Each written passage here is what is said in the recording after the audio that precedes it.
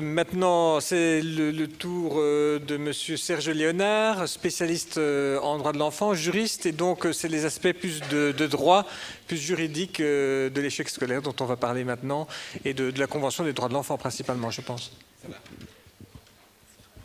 Très bien, merci. Bonjour. Merci à Monsieur et Madame De Kuyper qui, depuis plus de 10 ans, militent et ont été les pionniers de la lutte contre l'échec scolaire. Vous étiez les premiers, donc c'est important de le rappeler, quoi. Si nous sommes ici en train de discuter, c'est quand même grâce à vous. Alors, mon exposé va se diviser en deux parties. Une première partie, je vais aborder les articles de la Convention internationale relative aux droits de l'enfant qui s'appliquent plus particulièrement à l'enseignement. Et ensuite, j'aborderai la question de l'échec scolaire et des notes d'évaluation en me référant à la philosophie de la Convention internationale relative aux droits de l'enfant. Alors, un petit rappel, c'est toujours bien de se rappeler des anniversaires, c'est important, je trouve, les anniversaires. Mais la Convention internationale relative aux droits de l'enfant a été adoptée le 20 novembre 1989, c'est une date importante, c'est le rappel du bicentenaire de la Révolution française. C'est aussi le rappel de la chute du mur de Berlin, la Convention. Le mur de Berlin vient fermer le XXe siècle et je dirais que la Convention internationale relative aux droits de l'enfant vient ouvrir le XXIe siècle. Nous sommes donc dans de nouvelles perspectives. Premier élément qui me semble important, c'est la définition de l'enfant. Alors, la définition de l'enfant, c'est tout être humain âgé de moins de 18 ans. C'est important parce que ça détermine le champ d'application de la Convention internationale relative aux droits de l'enfant, puisque le droit à l'éducation, il s'étale jusqu'à 18 ans. Deuxième élément qui est clair, précis, c'est le principe de non-discrimination. Je ne vais pas m'étendre, c'est évident. Troisième élément qui me paraît aussi très important, c'est l'article 3 de la Convention qui dit que dans toute décision, il s'agit de faire prévaloir l'intérêt supérieur de l'enfant. L'intérêt supérieur de l'enfant, c'est une notion importante, c'est une technique, je dirais, de pondération des intérêts. Lorsqu'il y a deux droits qui sont en confrontation, eh bien, la solution doit faire prévaloir l'intérêt supérieur de l'enfant.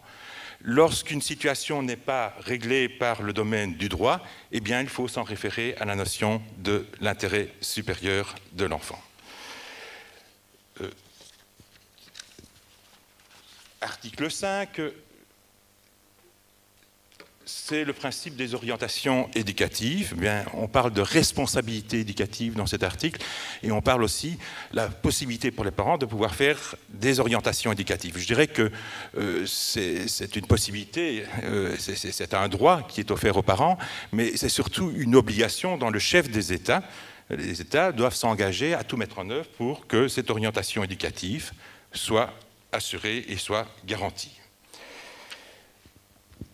L'article 12 de la Convention internationale relative aux droits de l'enfant est un article très connu. Quand on parle de la Convention, on s'en réfère presque toujours à l'article 12 parce que, on dit que c'est cet article qui tente à reconnaître l'enfant en tant que sujet.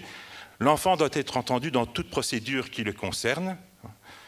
C'est évidemment un article qui est clair, précis, qui n'est non équivoque.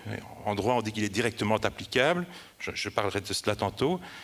C'est un article qui dit que chaque fois qu'il y a une décision prise par un adulte et qui implique un minimum de procédure, eh bien, il ne s'agit plus de s'en référer à un discours général, abstrait, à des lieux communs, mais il faut en revenir à la réalité concrète.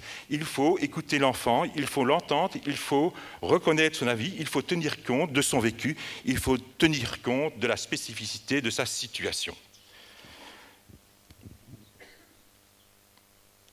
Article 13, je ne vais pas m'étendre, c'est une reconnaissance à la participation de l'enfant, la liberté d'expression. L'article 14, c'est évidemment un article fondamental, mais il est clair, il est évident. L'article 19, c'est le respect de l'intégrité morale et physique de l'enfant, donc il s'agit de protéger l'enfant contre toute forme de violence.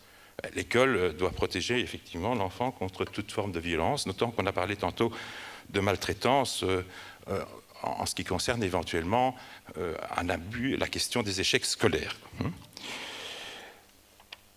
L'article 29, c'est, je dirais, l'article qui vient garantir le principe du droit à l'éducation.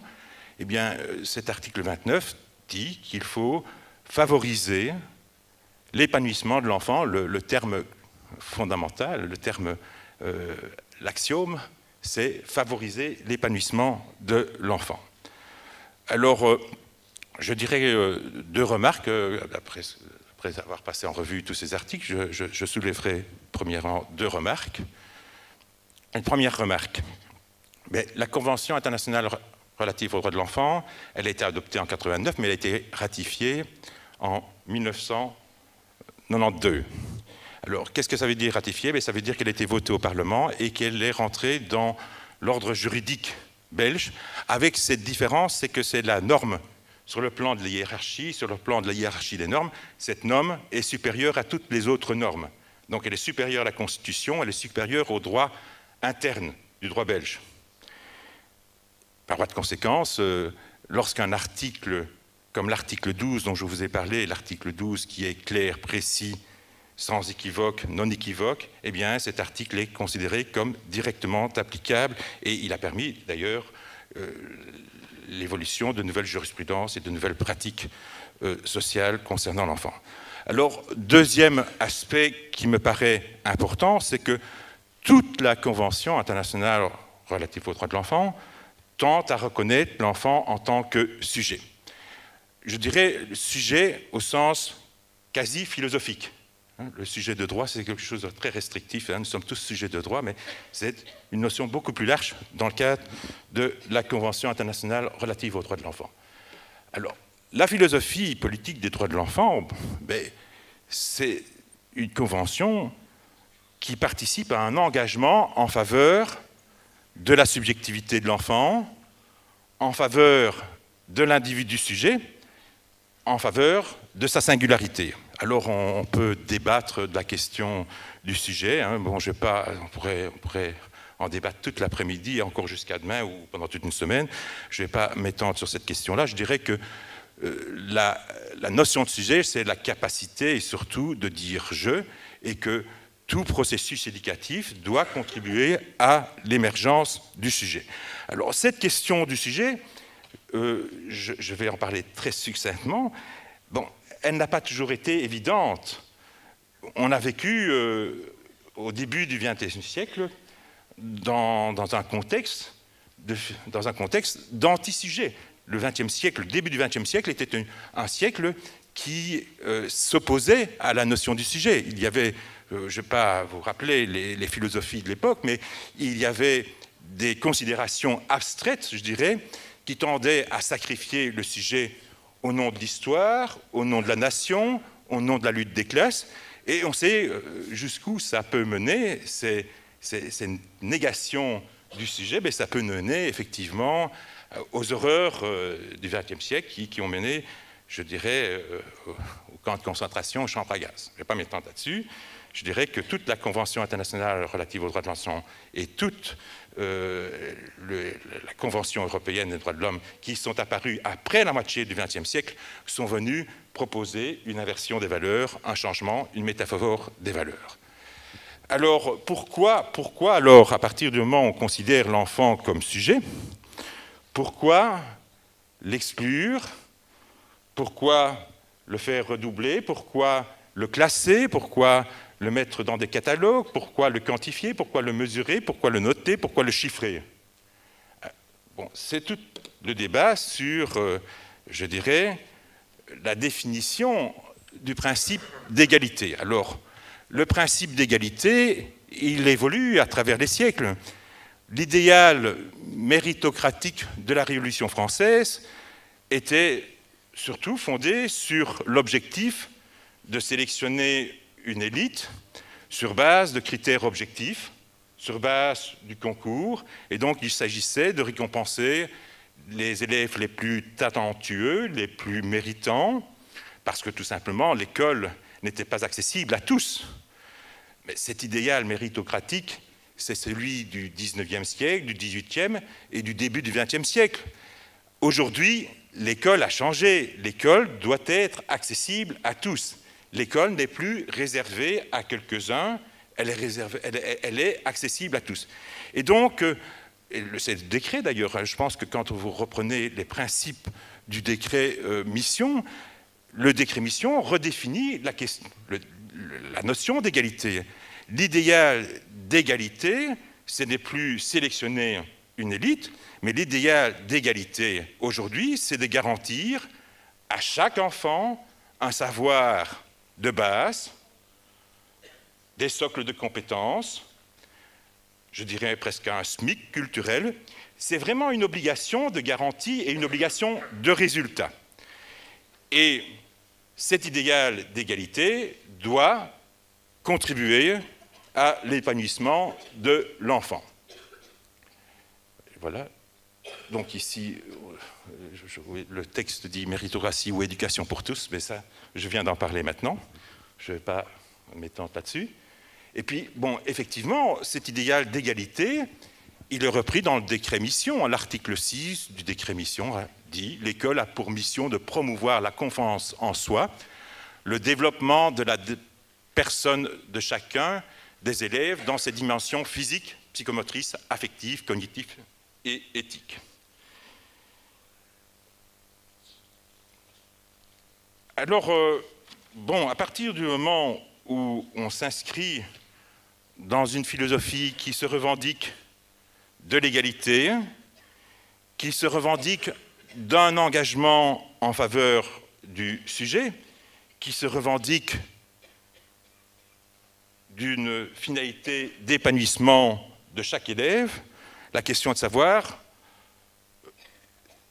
pourquoi encore procéder à des notes d'évaluation, pourquoi encore faire redoubler l'enfant. Les notes d'évaluation sont des notes qui s'inspirent d'une logique collective de compétition et de concours. Elles ne sont donc plus adaptées au contexte actuellement. La question du redoublement, on en a parlé ce matin, les études PISA nous ont démontré effectivement que c'était tout à fait dépassé et que c'était rétrograde et presque, je dirais, arriéré. Alors, je pense qu'effectivement, il faut s'engager en s'inspirant de la Convention et du décret mission dans un combat contre le redoublement et contre les notes d'évaluation. Je crois que beaucoup d'intervenants ce matin, non, je ne crois pas, j'ai entendu beaucoup d'intervenants ce matin confirmer effectivement cet engagement de combattre la question des notes d'évaluation. Ça a été répété et répété ce matin. Donc, en disant, bon, c'est inapproprié dans le contexte dans lequel nous vivons.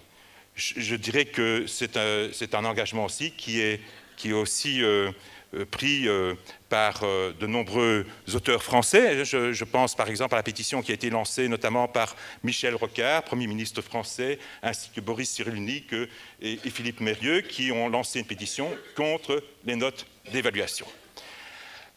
Alors, je crois qu'il faut aussi profiter des opportunités qui nous sont données. Bon, c'est bien de relever tous ces éléments, mais il faut pouvoir éventuellement concrétiser tout cela par la création de nouvelles écoles. Lors de sa déclaration gouvernementale de politique communautaire, le gouvernement de la Communauté française a dit qu'il s'engageait à lancer, en tout cas, développer des projets pilotes. Je pense que cette opportunité-là, nous devons l'utiliser, nous devons en profiter et il faut effectivement tenter de créer de nouvelles écoles. Alors en conclusion, le texte ne vient pas. Voilà. Il faut pousser sur plusieurs boutons. En conclusion, je dirais que les méthodes d'évaluation, les méthodes de redoublement, et ça a été dit et répété, et je vais le répéter comme une prière qu'on répète de manière inlassable, c'est rétrograde, c'est dépassé, Et bon, il faut sortir de cette logique-là.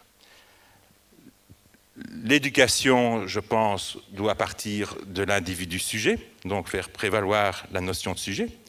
Donc ça, c'est effectivement important, tout en sachant quand même que le sujet ne peut émerger que s'il y a d'autres sujets, et donc s'il y a de l'intersubjectivité, s'il y a un vivre ensemble. Mais dans le cadre du vivre ensemble, la notion des droits individuels doit être considérée comme un absolu.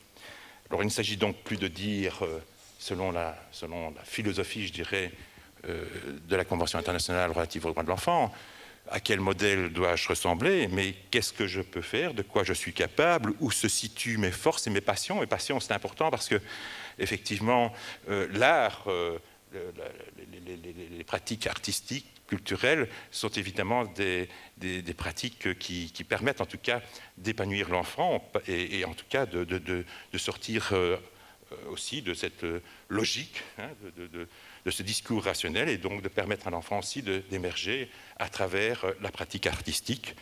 Comment vais-je expérimenter dans de nouvelles réalités de vie, de nouvelles rencontres avec l'autre, dans de nouvelles rencontres avec la société? Comment vais-je construire un devenir créatif? L'enfant est un être en devenir, et donc l'objectif, c'est de pouvoir promouvoir sa créativité. Je vous remercie pour votre attention. Merci.